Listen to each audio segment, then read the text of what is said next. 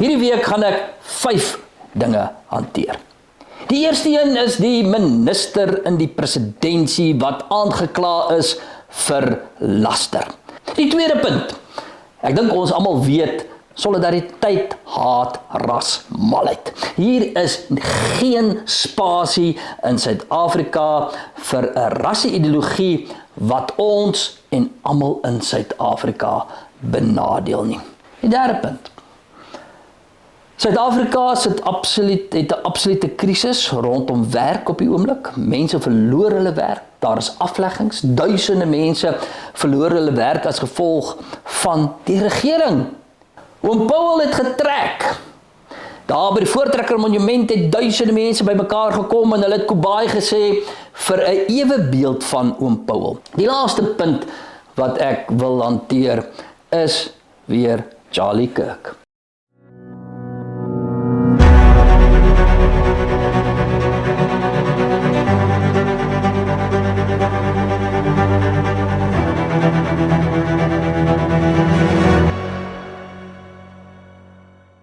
Elke week gebeur daar 'n groot klomp goed hier binne in solidariteit en rondom solidariteit.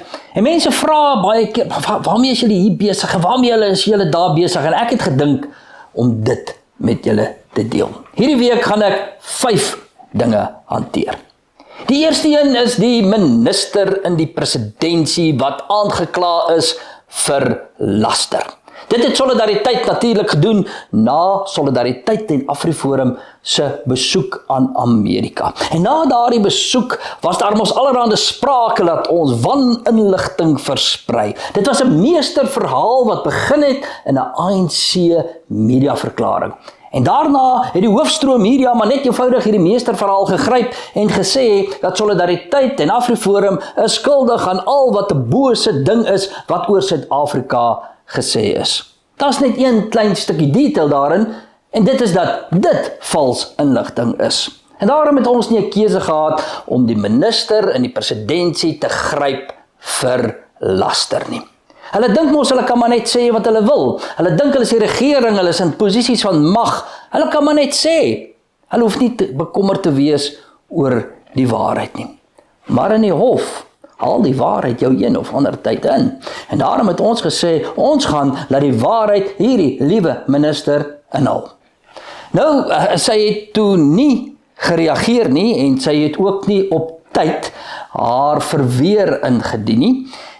Toe was daar groot mediadekking daaroor. Ek het gesien op sosiale media, het baie van hulle eie ondersteuners gesê, waarom nie? Waarom reageer jy nie? Nou, ek dink jy moenie met 'n klomp twak hof toe gaan nie. Jy moet maar liewer sê, ek was verkeerd gewees en sê ekskuus. Maar sy het dit toe nou nie gedoen nie. Na al hierdie mediadekking het ons liewe minister nou wel verweer aangeteken. So, ons wag nou vir hulle finale stukke, dan sal ons hoor hoe sy haarself uit hierdie hoek uitkry. Maar ek dink, soos professor Koos Malan op 'n stadium gesê het oor hierdie saak, ek dink sy is in die knyp. Die hof is ongelukkige plek waar jy nie kan wegkruip. Nou sterkte minister, ons sien uit na jou stukke. Die tweede punt, ek dink ons almal weet, solidariteit haat ras malheid. Hier is geen spasie in Suid-Afrika vir 'n rasse-ideologie wat ons en almal in Suid-Afrika benadeel nie. En so het Solidariteit toe 'n klag gelê by die Internasionale Arbeidsorganisasie van die Verenigde Nasies. Julle sal dit waarskynlik ook onthou. Dit het gelei tot 'n mediasie. Daardie mediasie het toe gelei tot 'n ooreenkoms tussen Solidariteit en die regering van Suid-Afrika. En hierdie ooreenkoms het toe vir die eerste keer die beginsel ingebring dat raswetgewing duidelik moet wees, mense mag nie afgedank word nie, vaardighede moet in ag geneem word, die spesifieke omstandighede van 'n maatskappy moet in ag geneem word en vele meer. En hierdie spesifieke ooreenkoms is 'n bevel van die hof gemaak. En toe word daar nuwe rasregulasies gepubliseer.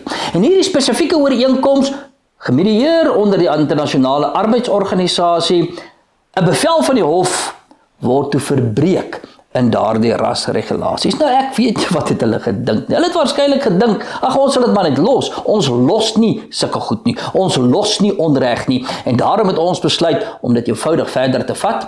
Ons is dan nou in November in die hof spesifiek oor die verbreeking van hierdie ooreenkoms, maar meer as dit, ons het toe 'n verdere klag gaan lê by die internasionale arbeidsorganisasie en ons het ook pas gehoor dat die internasionale arbeidsorganisasie gaan hierdie saak hanteer in Desember. So ons behoort na Desember 'n duidelike aanduiding te gee of wat die internasionale arbeidsorganisasie ook hieroor sê. Wat hier belangrik is, ons mag nooit toelaat dat abnormaliteite normaal raak nie. Ons moet heeltyd vir mekaar sê, 'n samelewing wat op ras gebaseer is, wat absoluut rasgereguleer is abnormaal en ons moet nooit die abnormaliteit normaal maak nie. Die derde punt. Suid-Afrika het 'n absolute krisis rondom werk op die oomblik. Mense verloor hulle werk. Daar is afleggings. Duisende mense verloor hulle werk as gevolg van die regering. Maatskappye moet in hulle afleggingskennisgewing sê hoekom hulle mense aflê. En op hierdie stadium is bykans al die redes wat maatskappye aanvoer die regering se skuld. Veral rondom infrastruktuur, padinfrastruktuur, spoorinfrastruktuur, elektrisiteitsinfrastruktuur en kostes. Dit is alles regeringsverwant. Maar daar is ook 'n tweede element, en dit is die regering se onvermoë om 'n ooreenkoms met die Amerikaanse regering te sluit. En hierdie twee goeters het 'n ongelooflike negatiewe invloed op Suid-Afrika se werk. Ons het dit gesien in ons onlangse tariefbarometer waar ons aangedui het hoe die Amerikaanse tariewe nou begin om die Suid-Afrikaanse ekonomie ongelooflik hard te tref. En dit het tot gevolg gehad dat Solidariteit 'n dispuut met die regering moes verklaar. Dis 'n bietjie 'n abnormale ding, dis 'n groot ingryp, 'n formele dispuut by Netwerk verklaar. En hierdie dispuut gaan dan nou aangehoor word die 21ste Oktober by Netwerk. En daar gaan ons en die regering ontmoet, ons gaan kop aan kop botsing hê. Ek weet nie of die dispuut enigstens opgelos gaan word nie, maar die werklikheid is dat ons moet dit ook nie los nie. Ons moet hulle nie net laat wegkom nie en daarom die Netwerk hantering 21 Oktober. Ons sal julle uit die aard van die saak ook op hoogte hou. Oom Paul het getrek. Daar by die Voortrekker Monument het duisende mense bymekaar gekom en hulle het Kubai gesê vir 'n ewe beeld van Oom Paul. En dit is die FHK wat hierdie beeld gemaak het. Ongelooflike beeld. Ek weet nie wanneer laas was daar 'n nuwe Afrikaner beeld gegiet nie. En dit is natuurlik op grond van die beeld op die Kerkplein. Die Kerkpleinbeeld bly daar. Afriforum met pragtige planne gemaak om hom daar te beveilig. Maar die werklikheid is, in dieselfde tyd wat Oom Paul oor Orania toe getrek het, is Oom Paul se brandwagte se voete afgekap, hulle gewere is al gesteel. Hy was al aan die brand gesteek. Hy word gereeld met verf gegooi. Daar is drade om hom. So Oom Paul is op 'n baie slegte plek daar. Maar daar is hy en hy staan daar, maar 'n ewe beeld het toe geskuif oor Orania toe. Dit is veerkragtigheid. Dit is 'n kultuurgemeenskap wat sê, luister, ons steur ons nie daaraan as julle ons goeders wil plunder nie. Ons sal dit beskerm, ons sal dit beveilig, maar ons gaan nie toelaat dat julle dit vernietig nie. En daarom vat ons dit eenvoudig na 'n nuwe plek, 'n veilige plek toe. Ek was daar gewees. Omtrent 2000 mense daar, 'n groot energie. Daar staan Oom Paul Penorent, terwyl vandaliste sy brandwagte se voete afgekap het by Kerkplein. Ek dink die ANC-haters, die Julius Malemas van die wêreld ensovoort, moet absoluut gestik het in hulle koffie toe hulle sien. Hier staan Oom Paul weer. Wat 'n pragtige storie. Die laaste punt wat ek wil hanteer is weer Charlie Kirk. Vandag verjaar Charlie Kirk. En op sy verjaarsdag gaan president Trump vir Erika Kirk 'n medalje van vryheid gee. En ek het gedink, dit is gepas dat ons dan vandag afsluit met 'n kort videoetjie van Charlie Kirk, waar hy praat oor waagmoed vir sy geloof. En dit is iets wat ons dalk baie meer kan doen. Ons kan waagmoedig wees vir ons geloof. How do you want to be remembered? I mean, if I die? Everything just goes away. How would you, if you could be associated with one thing, how would you want to be remembered? I want to be remembered for courage for my faith.